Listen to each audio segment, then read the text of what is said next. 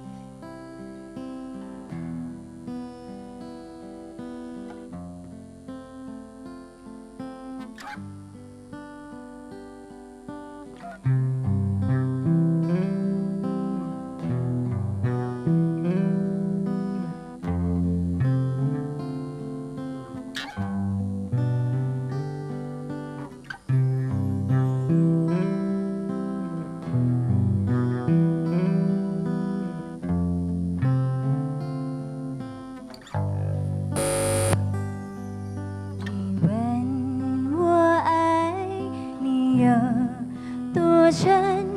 我爱你有几分？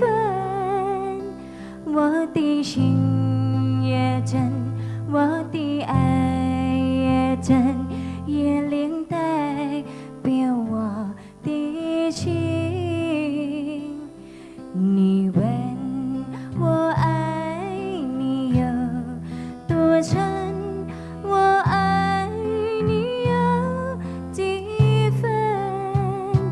我的心不移，我的爱不变，也连带变我的心。轻轻的一个吻，已经打动我的心，深深的一段情。借我思念的雨天。Fly me to the moon, come with, yeah เพราะรักเรานั้นลิขิตเอาไว้แล้วไง baby baby one more time kiss my lips kiss my lips kiss my lips right now baby เธอบอกว่ามันง่ายๆแต่ผมนั้นจริงใจเมื่อตอนมีเธอมาอยู่ใกล้ๆเหมือนกับโลกทั้งใบนั้นมันสดใสเป็นเหมือนดั่งจันทราที่ไม่มีวันเลือนหาย我爱你有多深？我爱你有几分？你去牵一牵，你去看一看，也连带变我的心。精心的一段情，已经打动我的心，深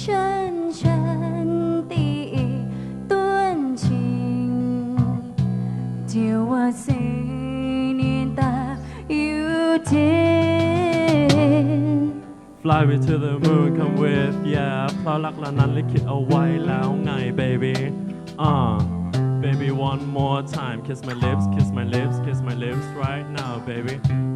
เธอบอกว่าผมไม่ใครง่ายๆแต่ผมน่ะจริงใจเมื่อตอนมีเธอมาอยู่ใกล้ๆเหมือนกับโลกทั้งใบนั้นมันสดใสเป็นเหมือนดั่งจันทราที่ไม่มีวันเลือนหาย我爱你有多深？我爱你有几分？你去牵一牵，你去看一看，也连带变我的心。你去牵一牵，你去看一看，也连带变我的情。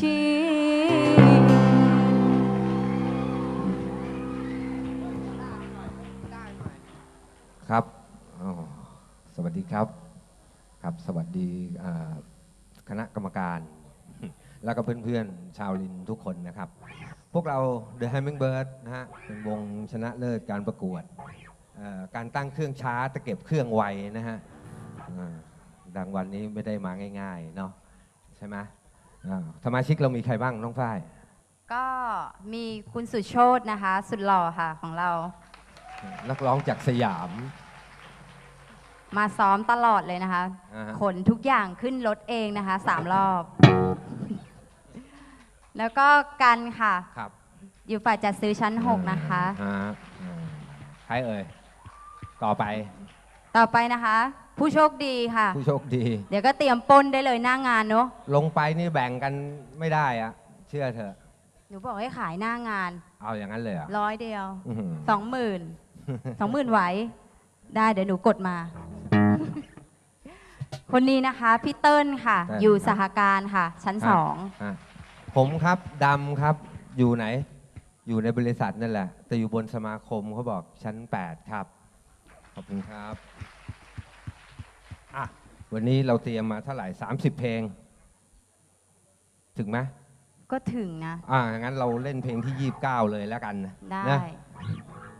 พี่ดำคนอื่นเขายังไม่ ฮะ รู้จักหนูเลยอะ ไม่ต้องบอก ไม่ต้องบอก จะบอกทำไมอ่ะ ทำไมไม่บอกอะ ฮะ ทำไมถึงไม่บอก ไม่ต้องบอก แต่ง เดี๋ยว มาเต็มขนาดเนี้ย ฮะอยากจะบอกไหมล่ะ อยากจะบอกอะ อยากจะบอกลองบอกไป ชื่อ ครับ ฝ้าย โอเค นะคะ ครับ อ้าวใจ ยัง เย็นๆเด ให้หนูได้พูดก่อน ชื่อฝ้ายนะคะ บัญชีบ้านไร่ค่ะ ชั้น 10 ค่ะ อืม ขอบ วันหลั คุณ ง หลายเด้อ วันหลังเก็บไว้เป็นปริศนามันก็ได้ให้เขาถามที่บริษัท อ๋อ เนอะ เอาไม่รู้เป็นคนเปิดเผย วันนี้เพลงที่ 29 นี่เพลงอะไรดี เพลงอะไรอะคะคุณสุโชตเพลงที่ 29อะ เกี่ยวกับดวงจันทร์ไหม ผมลืมชื่อแล้วครับเพลงอะไร เหรอ จำไม่ได้ ข้างในเนื้อเพลง ชื่อ Stand by Me ครับ โอเค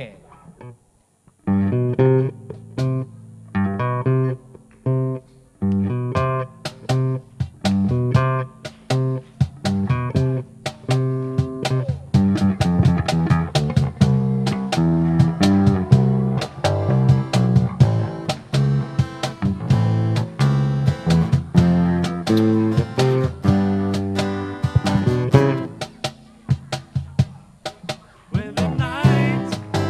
has come, the land is dark,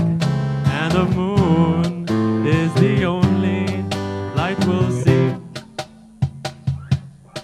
No, I won't be afraid. No, I won't be afraid. Just as long as you stand by me. So darling, darling, stand by me. Oh, stand by me. Oh, stand by me. Stand by me. When the sky that we look upon should tumble and fall, all the mountain should crumble into the sea. I won't cry, no, I won't shed a tear, just as long as you stand by me. So darling, darling, stand by me, oh, stand by me, oh, stand by me. Stand by me. Whenever you're in trouble, won't you stand by me? Oh, stand by me. Oh, stand by me.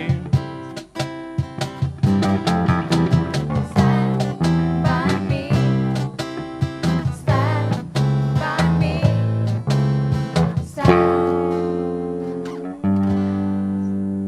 Stand by me.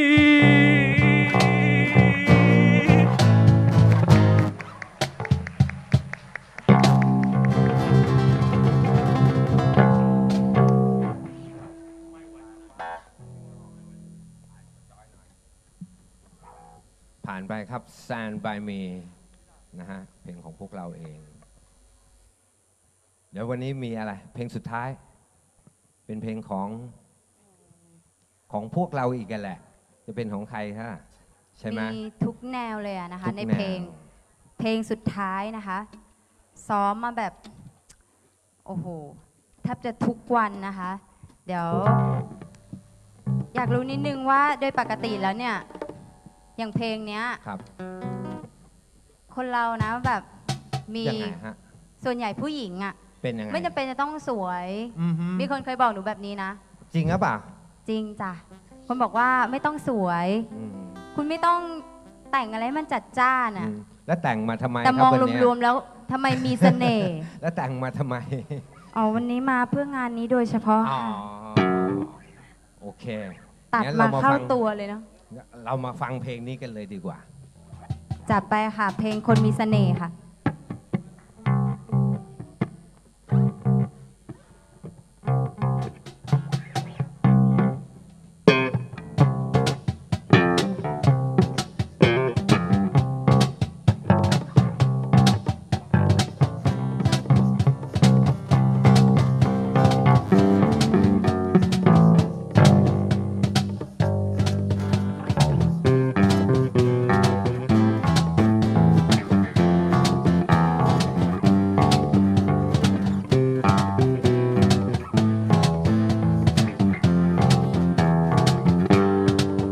เพลงเธอจะไม่ตัวเธอดึงดำแด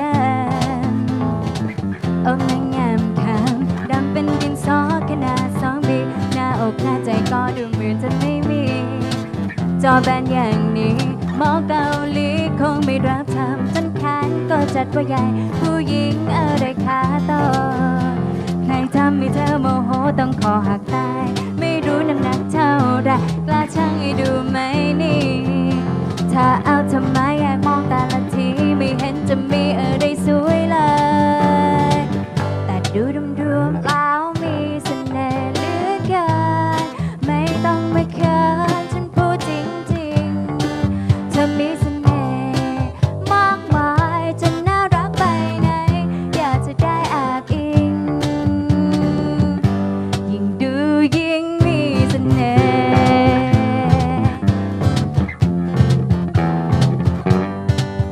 ให้เธอที่ฉันปากเสียเสมอมารู้ให้เธอนะ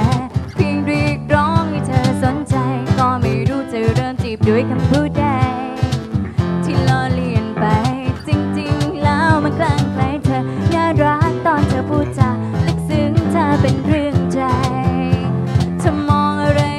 ด้วยความอ่อนโยนไม่สมบูรณ์แต่สมดุลเห็นภาพรวมเธอแล้วโดนรู้ไหมใจฉันดวงนี้มันสับสนหลงไหลเธอจนหมดใจแล้วแต่ดูรวมๆแล้วมีเสน่ห์เหลือเกินไม่ต้องมาเขินฉันพูดจริงๆเธอมีเสน่ห์มากมายจะน่ารักไปไหนอยากจะได้แอบอิงยิ่งดูยิ่งมีเสน่ห์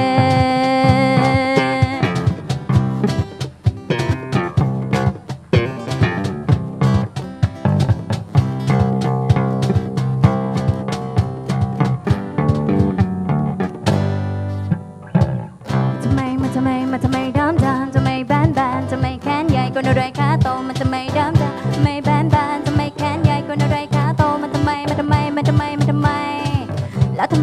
มแต่ดูรวมๆแล้วมีเสน่ห์เหลือเกินไม่ต้องมาเขินฉันพูดจริงๆเธอมีเสน่ห์มากมายจนน่ารักไปไหนอยากจะได้แอบอิงดูยิ่งมีเสน่ห์เหลือเกินเธอมีเสน่ห์มากมายจะน่ารักไปไหนอยากจะได้แอบอิงดูยิ่งมีเสน่ห์